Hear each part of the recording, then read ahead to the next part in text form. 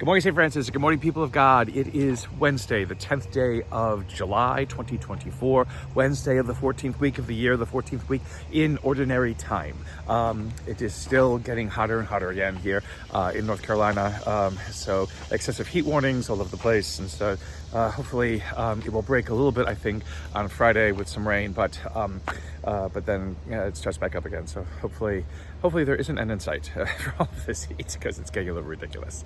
But anyway, today on Wednesday of the 14th week of the year, Hosea, the prophet, continues the prophecies of doom for the northern kingdom, for the kingdom of Israel, the capital of Samaria, that everything that the kingdom of Israel tried to become is going to be demolished. And again, Samaria will be laid waste. Its kings will be put into exile, again, never to be heard from again.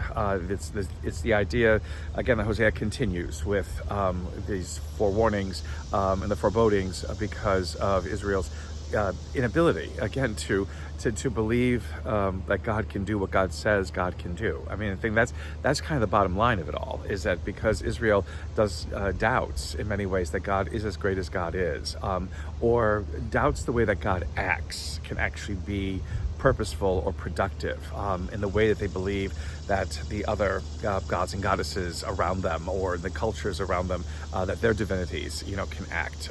And so there is this neglect, of God. And there is in some ways a downright rejection, but more of it is neglect. But neglect that continues becomes downright rejection. And so the great foreshadowing of Samaria's fall, of Israel's fall under the Assyrians, Hosea begins to prophesize and predict.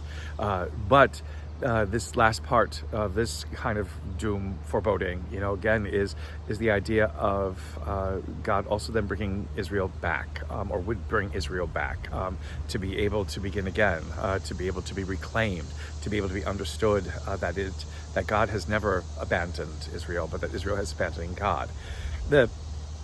If you look at the more tragic end of it, though, is that Israel is never brought back. Again, if they become indeed the 10 lost tribes, of Israel, who become assumed, into the kingdom of Assyria, they never can return to Samaria. They never return in any way to begin again. Judah is left with two tribes, Judah and Benjamin, in the south, and that they become the remnant. But what God predicts, or what Hosea is predicting, or what God is predicting through Hosea to happen to the kingdom of Israel, will again be said of the kingdom of Judah.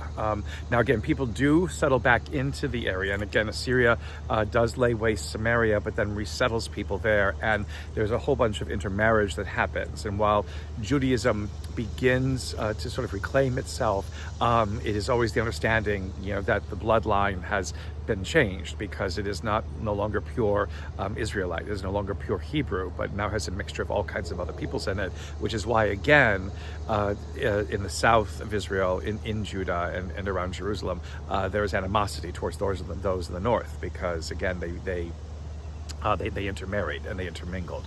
But there is never a return of Israel from Assyria, like there will be a return of Israel from Babylon after the exile there. So in some ways, again, there's a tragic poignancy to Hosea's reconciling prophecy at the end of this, and the reconciling prophecy that happens.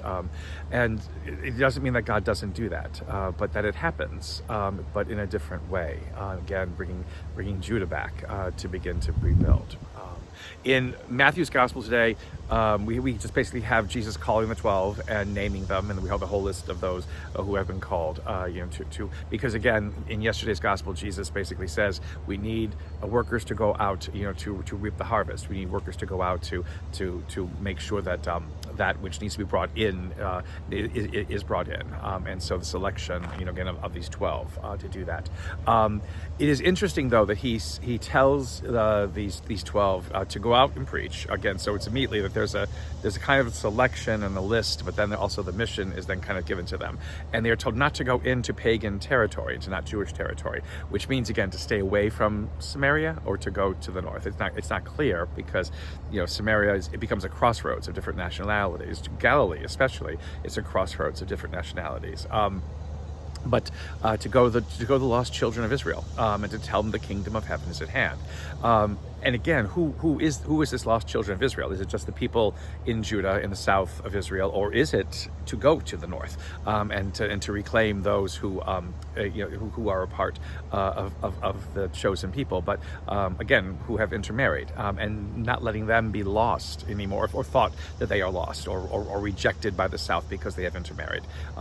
Again, there is this kind of reconciling work again, so this happening there. So God's prophecy through Hosea kind of is taking shape with Jesus's mission in the Gospel of Matthew. And again, Matthew is moving away from Gentiles and non-Israelites in the proclamation of the kingdom, because again, Matthew is writing primarily to Jewish individuals, to Israelites themselves, telling them that what was prophesied by all the prophets has come to be with Jesus. And so it makes sense that in Matthew's gospel, Jesus would say that to the apostles, to only go to the lost children of Israel. But the idea is that God goes to reclaim what is God's. And God never stops reclaiming and claiming what is God's, because everything belongs to God. We are the ones, again, who begin to doubt that, forget it, wander away from it, whatever it happens to be. But God reclaims, because again, God's whole purpose in making everything one and all in God's self will not be thwarted, will not be undone, will not be taken away, because God's promises are always fulfilled. They never go unfulfilled. We have to have the patience and the ability to discern and see where those promises are being fulfilled in our lives. A blessed day, St. Francis and people of God. Once again, keep cool in this heat. May the Lord give you his peace.